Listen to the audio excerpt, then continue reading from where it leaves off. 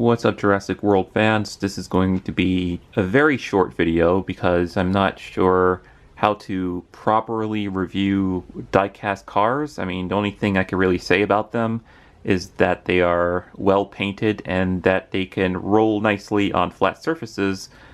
That's pretty much all I could say because I don't really know how to go about reviewing diecast vehicles.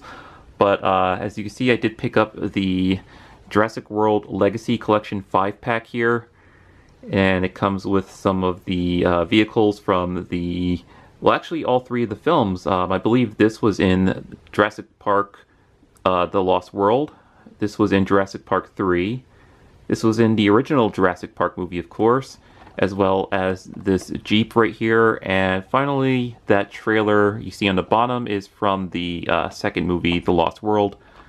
So I'm just going to show off the sides of the packaging real quick before I open this up and show off some of these die-cast cars. Alright, so upon further inspection of this box, I was trying to see if there was a simple way of removing these die-cast vehicles without damaging the package.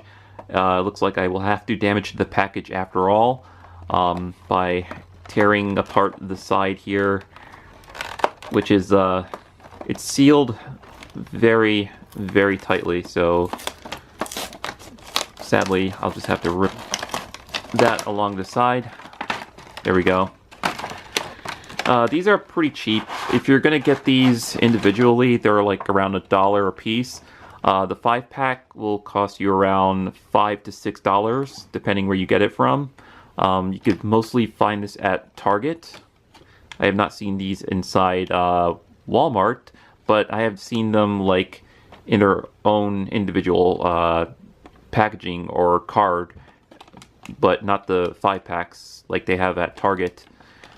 So let's remove this one, then number 2, number 3, 4, and 5. And a little bit of editing is in order, as I will quickly try to lower the camera on my tripod.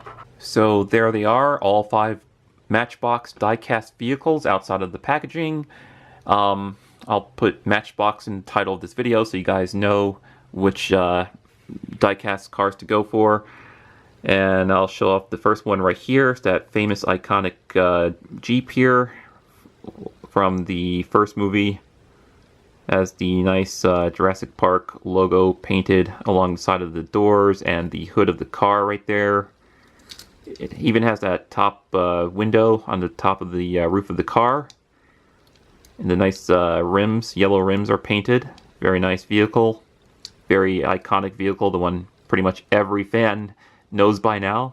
The one that got thrashed by the T-Rex in the original film.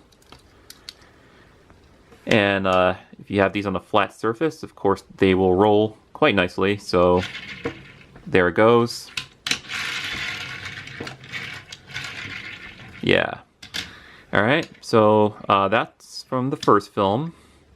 Let's take a look at this tanker right here. This is from the second film, Jurassic Park The Lost World, which, oddly enough, also got thrashed by not one, but by 2 T-Rexes.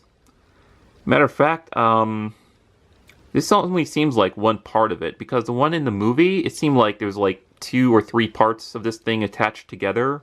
So this only appears to be like only one part of the trailer from that movie, because I could have swore there was more pretty much, you know, attached together in the film. But I'll show this off with the nice that's the camouflage, or not camouflage, but the camo paint detail on there. There's the top of it. Get a nice front view. And underneath, there's some cat hair in there. There we go. Remove that. And it has a set of 6 wheels, 3 on each side. And as you can see, that rolls pretty well. Alright.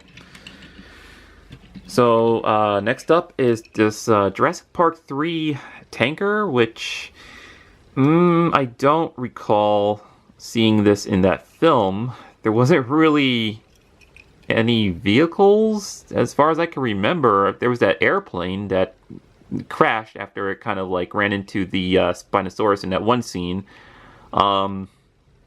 I think it might have been on that airport landing strip, maybe, where they landed the airplane and it was like all damaged. But I can't quite remember if this was in that film. I'm gonna have to rewatch it again. But there wasn't really a lot of usage of vehicles in that film. It was mostly the characters just running around on the island trying to survive, pretty much. But I'll show that off. And it says maintenance on the side, as well as the Jurassic Park 3 logo next to that. Alright. And as you can see, that rolls just fine. Alright, I'll put that there, and let's take a look at the one from the second movie, The Lost World, which I think this also gets thrashed by the T-Rexes.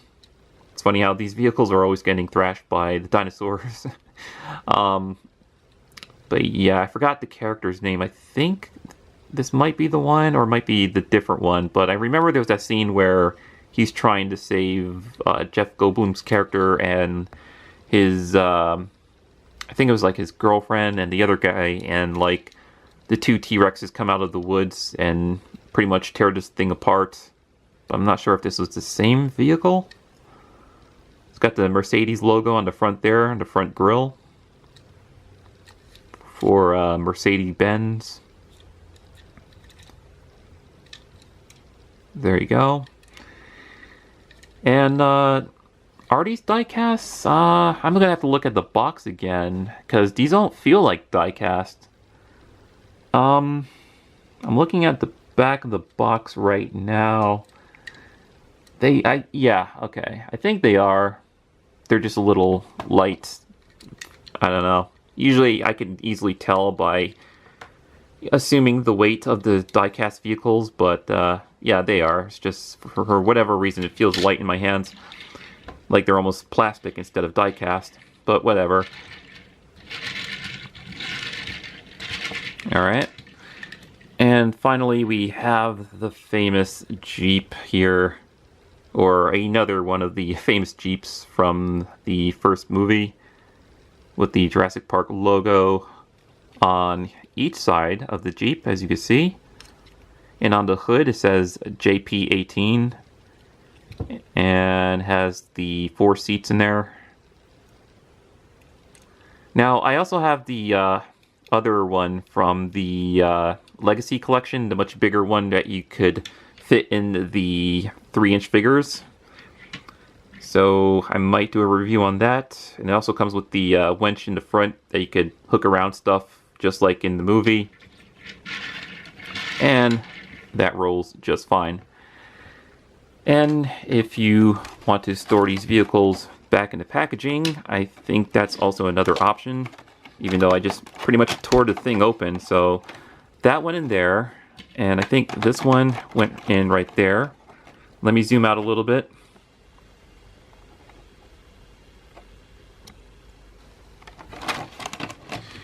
Alright, and did this one go in there, or was it the top parts? Let me think about this. I think, yeah, it might have went that part. This one went in, was it there? There we go, and this one was on the top part right there. And you could just take the box that it came in. There we go.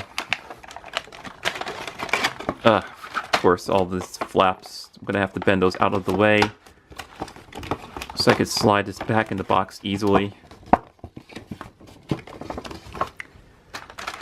Now, you do not have to do this. I'm just doing this as an option for this review, but there we go. There you go. And you can just store those back in nice and neat, even though the package is already damaged from me opening it, but that's alright. So that's my video review for these Matchbox Jurassic World Legacy Collection diecast cars. They're nice looking, they're painted well, and they're cheap, which is pretty cool because that makes them very affordable for collectors out there. Alright, so stay tuned because I will have some more Jurassic World toy unboxings and reviews. See you then.